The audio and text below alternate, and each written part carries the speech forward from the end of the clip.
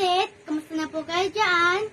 Isa sa pinagpapasalamat natin ay ang masaganang prutas na mayroon tayo dito sa Pilipinas. Mayroon tayo pong daang-daang klase ng prutas at ilan sa mga ito ay parte ng ating kultura kung saan ang mga prutas na ito ay hindi mawawala sa ating hapagkainan. Kaya naman, eto na po ang mga prutas na likas sa ating bansa na hindi lang masarap. Marami itong health benefits na kailangan ng ating katawan. Langka. Ang napakatamis na laman nito pag hinog ang matalas na ginagawang syrup o pabango sa ibang matatamis na lutuin. Ang taglay na bango nito ay mas nakatatagdag ng sarap sa ibang panghimagas. Kadalasan, kinakain lang ito ng sariwa. Ang hilaw na bunga ay madalas namang niluluto sa kata na pwedeng haluan ng kahit anong karne. Pakwan, ang prutas na talaga namang makakakain ng mas masarap at makatas sa panahon ng tag-init. Ang katas at malutong na laman nito ay madalas ilagay sa cocktail.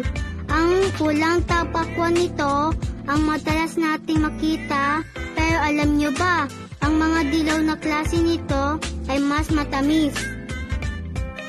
Durian, malamang karamihan ay ayaw nito o hindi naman kaya ay gusto nila. Ayaw dahil sa masamang amoy nito. Gusto dahil sa masarap na lasa nito. Matamis at malutong ang kapalit ng masamang amoy nito. Kalimitan, ginagawa itong candy o ice cream. Avocado, ang iba ay hinahalo ito sa salad. Pero, ang talagang madalas na ginagawa rito ay nilalagyan ng matamis na gatas o asukal lang at saka dudurugin.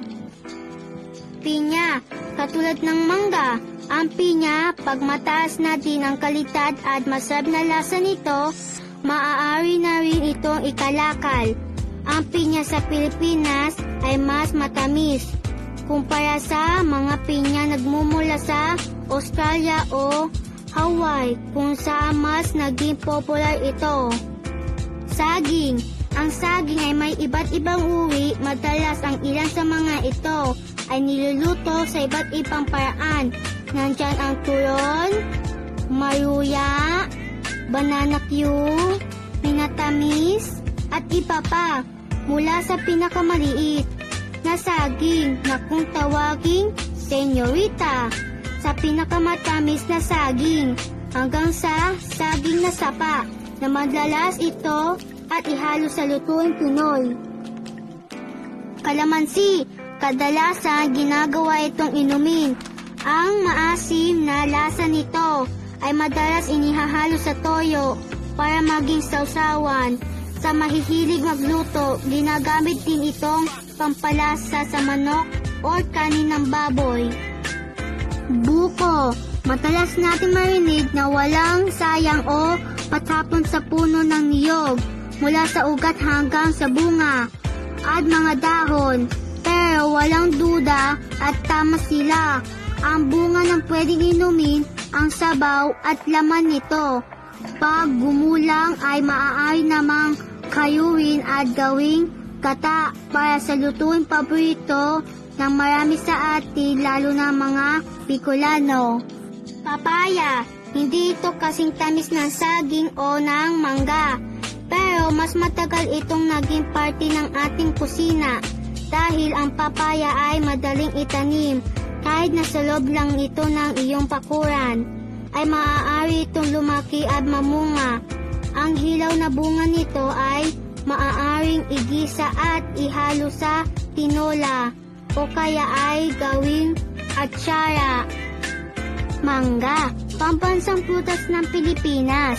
May maaasim at sobrang tamis, lalo na pag hinog at makatas. Alam nyo ba na ang mangga sa Guimaras ang pinakamasarap at matamis na mangga sa buong mundo? Sa ibang Pilipino, mas masarap at mas gusto nilang hilaw, lalo na pag sinasawsaw sa bagoong alamang.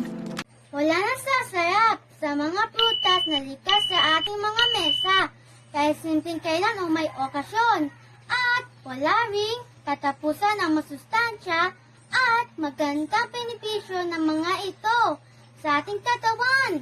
Kung may mga prutas kayo laging nasa inyong kusina o mesa, just comment. Huwag kalimutan mag-like and share.